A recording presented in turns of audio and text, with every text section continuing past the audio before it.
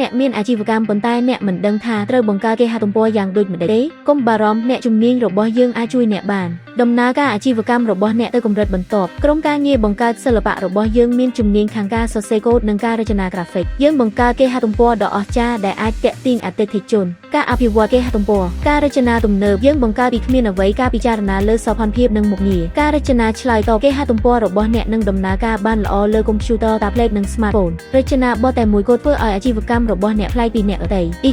e-commerce ការទូទាត់តាមអនឡាញទទួលការទូទាត់ដោយផ្ទាល់លើគេហទំព័រe-commerce ចល័តអាចលក់ទំនិញបានដោយផ្ទាល់តាមឧបករណ៍ចល័តការទូទាត់តាមទូរស័ព្ទអតិថិជនអាចបង់ប្រាក់ដោយប្រើទូរស័ព្ទទីផ្សារតាមអនឡាញនិងបណ្ដាញសង្គមភ្ជាប់គេហទំព័ររបស់អ្នកជាមួយបណ្ដាញសង្គមទាំងអស់ការបន្លំលម្អបណ្ដាញស្វែងរក SEO ធ្វើឲ្យគេហទំព័ររបស់អ្នកបង្ហាញនៅលើ Google និងទាក់ទាញអតិថិជនច្រើនសុវត្ថិភាពទិន្នន័យការការពារព័ត៌មានអតិថិជននិងបង្កើតទំនុកចិត្តនិងច្រើនទៀតតើអ្នកកំពុងរង់ចាំអ្វីទាក់ទងមកយើងខ្ញុំដើម្បីអភិវឌ្ឍអាជីវកម្មរបស់អ្នកតាមអនឡាញ